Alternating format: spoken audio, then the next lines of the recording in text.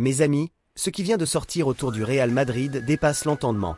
Une bombe vient d'exploser en plein cœur de la Casablanca, et croyez-moi, personne n'était préparé à une telle déflagration. Xavi Alonso. Un nom synonyme d'élégance, d'intelligence et de classe. Licencié brutalement il y a quelques jours, remplacé dans l'urgence par Álvaro Arbeloa. Tout le monde pensait qu'il partirait dignement, en silence, comme un gentleman. Mais non. L'ancien entraîneur du Real Madrid vient de briser l'omerta et ses révélations sont absolument explosives. Dans une interview déjà virale qui fait trembler tout le madridisme, Xavi Alonso a décidé de tout déballer. Les tensions cachées, les luttes de pouvoir, les non-dits du vestiaire blanc.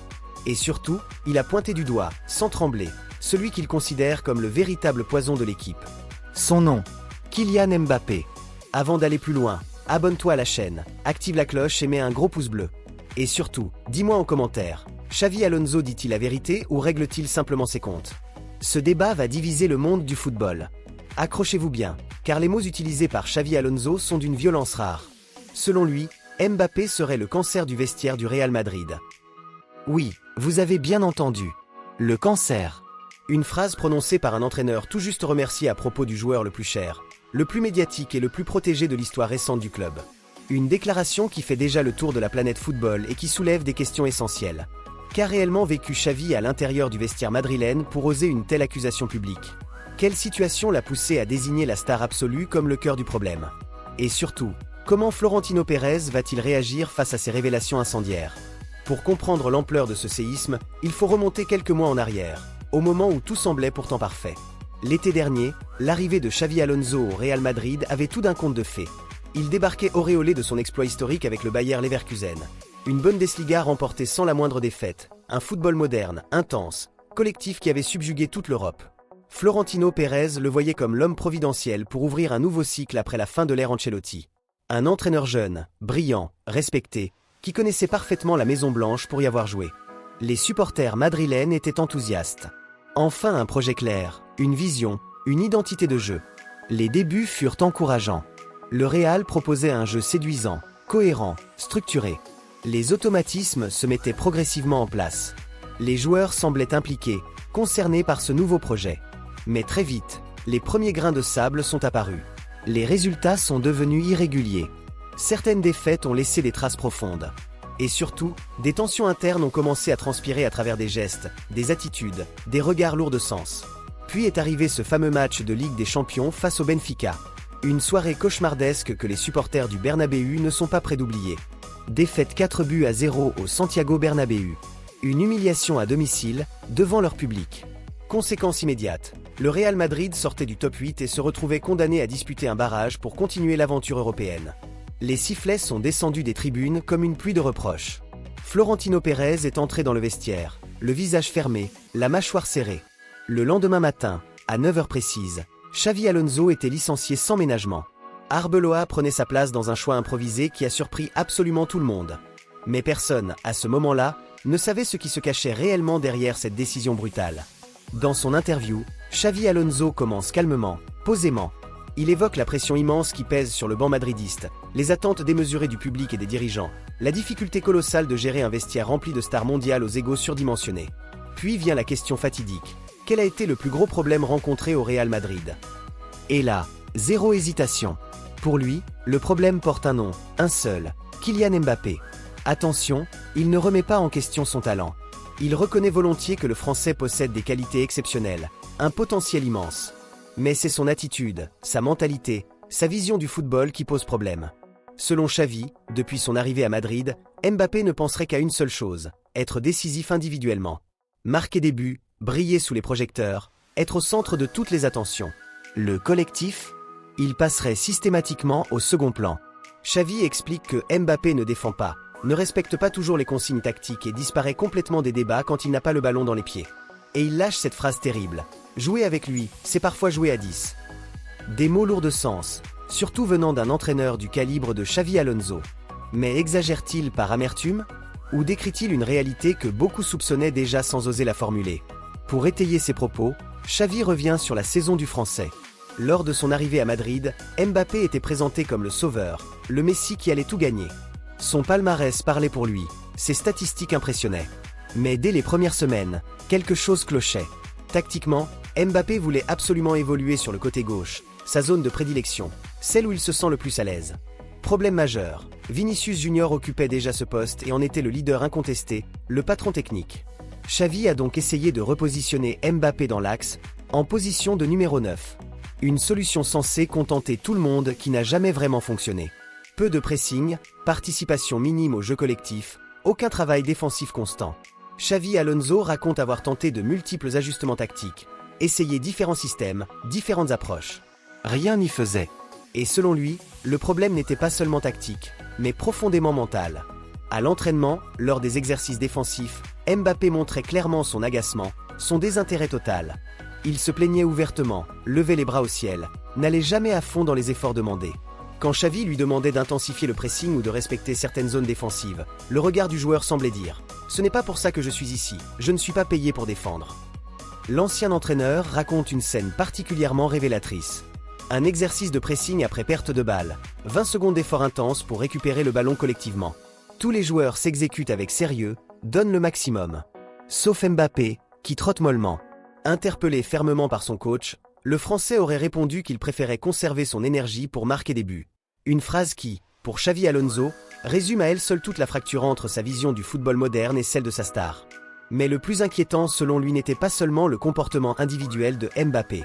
C'était son impact toxique sur l'ensemble du vestiaire, la contamination progressive du collectif. Un joueur aussi médiatique, aussi bien payé, qui adopte ouvertement une attitude individualiste finit inévitablement par influencer les autres, par créer une culture d'entreprise malsaine. Progressivement, certains joueurs ont commencé à penser davantage à leurs statistiques personnelles qu'au bien collectif, à leur image plutôt qu'aux résultats de l'équipe. Une culture toxique s'installait insidieusement dans le vestiaire madrilène.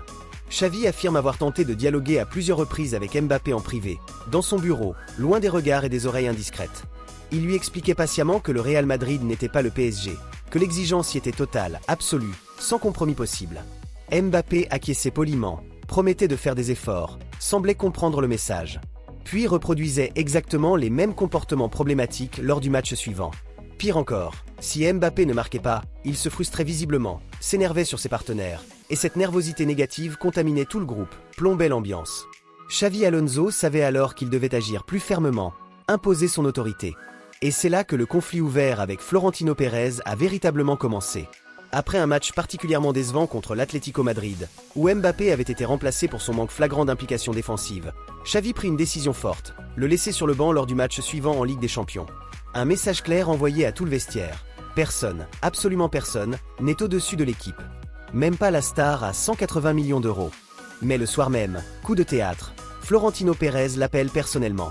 Une conversation extrêmement tendue. Le président lui aurait expliqué sans détour que Mbappé était totalement intouchable. L'image du club, un investissement colossal, impossible de le laisser sur le banc. À toi de trouver la solution, lui aurait-il dit froidement avant de raccrocher. À ce moment précis, Xavi Alonso comprend qu'il est piégé, coincé dans une situation impossible. En tant qu'entraîneur, il voit parfaitement le problème et connaît la solution. En tant qu'employé du club, il n'a plus le pouvoir de l'appliquer, ses mains sont liées. Malgré tout, il a tenté courageusement de sauver ce qui pouvait l'être.